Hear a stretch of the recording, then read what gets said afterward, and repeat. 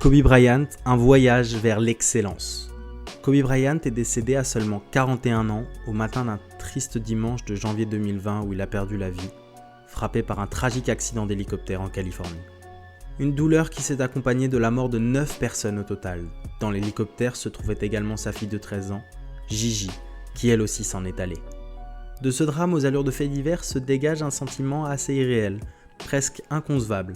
Personne ne veut réellement y croire car ça serait trop cruel, car ça ne serait pas juste. Il est une idole d'enfance qui brusquement s'est évanouie, un modèle de ceux qui vous marquent sans que vous ne puissiez trop expliquer comment. Il s'avère qu'il est assez difficile de poser des mots justes sur ce qu'on le ressent, et on arrive à se demander s'il est normal d'être affecté, même un peu, par la mort d'un athlète.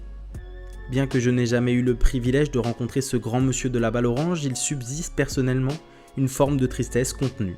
Une sorte de deuil étrange pour une personne que l'on a simplement vu évoluer à travers le prisme de sa télévision.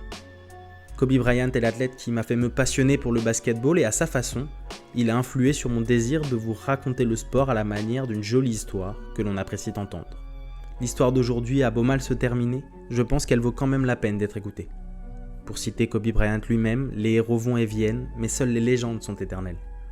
Je me permets donc de vous proposer ici une petite rétrospective sur la carrière de mon joueur préféré. Il s'agit d'un hommage à ma petite échelle bien sûr, mais j'espère qu'au moins j'arriverai à vous transmettre de la sympathie envers ce grand fou malade qu'était monsieur Kobe Bryant.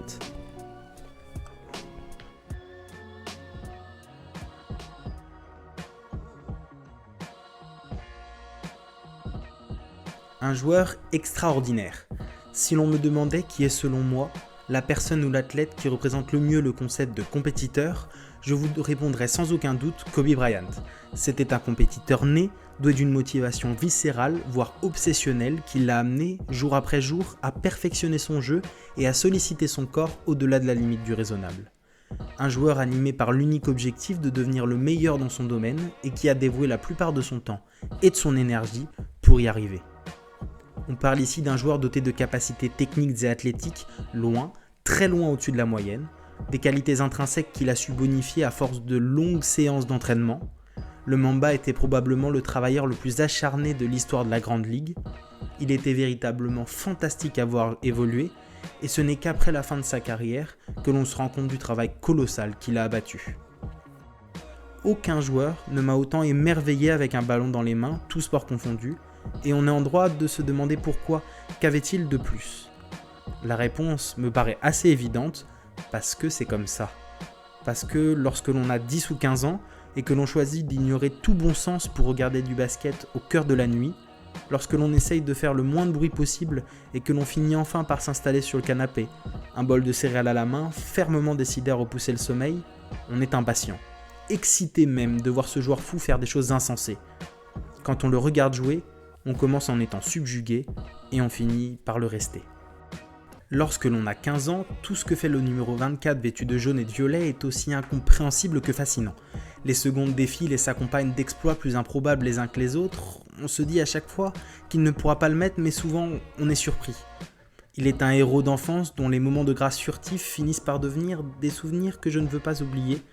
Il était pour moi celui qui permettait de ralentir le temps jusqu'à le suspendre, celui qui savait à chaque fois me décrocher des sourires et des cris malheureux pour 4 heures du matin. En effet, Kobe Bryant ne laissait personne indifférent, tant aimé que détesté. Il était complètement inconscient lorsqu'il s'agissait de shooter. Il a développé un style de jeu fait de footwork et de provocation qui pouvait être perçu comme arrogant. La réponse qu'il donnait alors à ses détracteurs est très représentative de l'état d'esprit du bonhomme. Quand je joue, je suis arrogant, c'est vrai, mais c'est ce que je fais qui est arrogant, pas ce que je suis.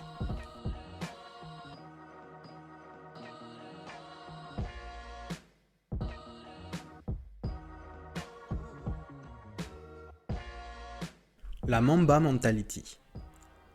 Ce qui fait la force de Kobe Bryant en tant que joueur mais aussi en tant qu'idole, c'est le caractère extraordinaire de son état d'esprit. Personne dans l'histoire du sport n'a autant dédié sa vie à devenir le meilleur. Au-delà des Cristiano Ronaldo, au-delà des Tom Brady et consorts, personne n'a travaillé aussi dur et avec autant de régularité que Kobe Bryant. Point final. Le jour de son entrée en NBA, le 26 juin 1996, il s'est mis à développer un aspect particulier de sa personnalité. Il s'est créé un alter ego, possédant un besoin insatiable de victoire, et une force de travail inaccessible pour les autres. Le Black Mamba est devenu l'autre Kobe, celui qui tombe 8 fois et qui se relève 9 fois. Il a exacerbé la part la plus compétitrice de son état d'esprit pour repousser les limites de sa motivation, déjà conséquente. Depuis le début, j'ai voulu être le meilleur, j'en ai eu l'envie constante, le besoin insatiable de m'améliorer, et pour y arriver, il fallait que j'en fasse bien plus que les autres. Pour moi, c'était la partie la plus fun. Là où Kobe Bryant surpassait ses contemporains, c'est aussi dans sa faculté à jouer malgré la douleur. Plusieurs fois dans sa carrière, il a dû surpasser des douleurs effroyables dans le seul but de gagner un simple match de basketball. À titre d'exemple, lors du match du 12 avril 2013 opposant les Lakers aux Golden State Warriors, le Mamba était victime d'une rupture du tendon d'Achille, une blessure qui entraîne normalement une opération immédiate, ainsi que 9 mois de soins intensifs avant de pouvoir revenir sur un parquet. Selon les dires de certains des joueurs qui ont subi cette blessure, la douleur est tellement forte qu'il est impossible de poser le pied au sol. Néanmoins, le Mamba n'est pas tout à fait comme les autres et malgré la douleur qui arrachait à son visage des grimaces révélatrices, il se relève, sort le Staples Center de sa torpeur, traverse tout le terrain pour aller tirer ses 2 lancers francs. Là, devant l'admiration généralisée des fans qui sont venus acclamer ses exploits, il met ses lancers et sort du terrain comme si de rien n'était. Dans l'esprit de Kobe, il était inconcevable de laisser son équipe tomber au moment le plus important de la rencontre. Un peu dérangé, Kobe Bryant l'était, mais personne ne peut remettre en cause sa combativité et son amour pour le jeu. Il disait d'ailleurs « S'il y a une leçon à tirer de tout cela, c'est que vous devez donner tout ce que vous avez pour ce sport, pour votre équipe. C'est comme ça que l'on gagne, c'est comme ça que l'on devient l'un des plus grands. »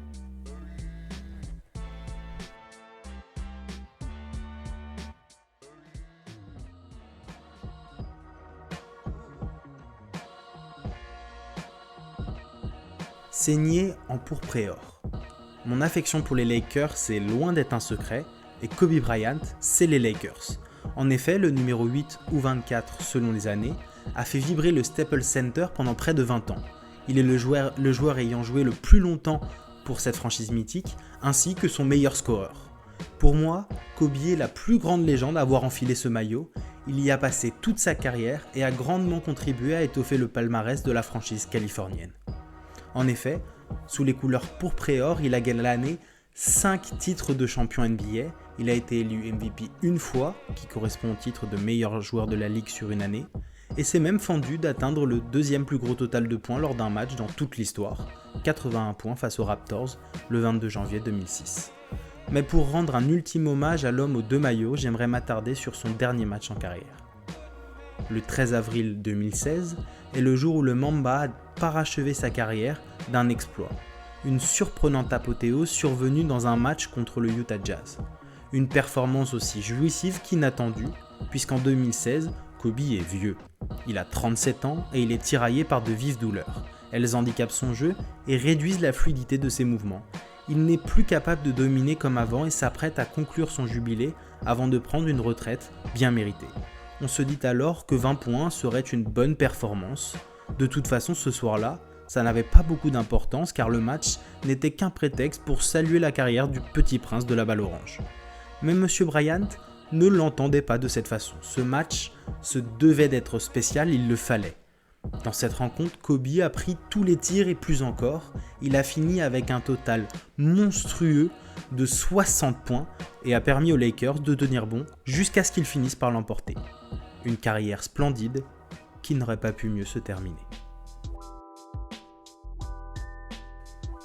Voilà, c'était cela Kobe Bryant. Même au bout du chemin, même après 20 ans d'un effort quotidien, il ne pouvait pas partir sans mettre le sourire aux lèvres d'un jeune fan. Un jeune fan qui, tard ce soir-là, s'était assis sur son canapé, un bol de céréales à la main, prêt à regarder son joueur préféré d'e-radio au basket. Un joueur qui avait tendance à dire à qui voulait bien tendre l'oreille, la chose la plus importante est d'essayer d'inspirer les gens afin qu'ils réussissent dans ce qu'ils entreprennent. Malheureusement, la sortie triomphale du joueur tranche avec la fin tragique de l'homme. Une fin brusque qui laisse un goût amer à tous les amoureux de la Grande Ligue. Une fin tragique qui dépasse le simple cadre du basket. Certaines personnalités publiques, figures sportives ou simples spectateurs, se sont unis pour le remercier une dernière fois. Malgré la mort, il a réussi à emporter avec lui les pensées de ceux qui un jour ont salué son talent. Depuis, de nombreux hommages sont venus orner sa tombe comme celle de toutes les autres victimes de ce putain d'accident. Quand je vois certains trouver de l'inspiration dans ma façon de jouer ou de m'entraîner, je le perçois comme une récompense de tous mes efforts. Une récompense pour tout ce travail, pour tous ces réveils à 3h du matin, une récompense pour tout le plaisir que j'y ai pris. Pour finir, cher Kobe, ta passion pour ce jeu a fait naître la mienne, et pour cela il ne me reste qu'à te dire merci.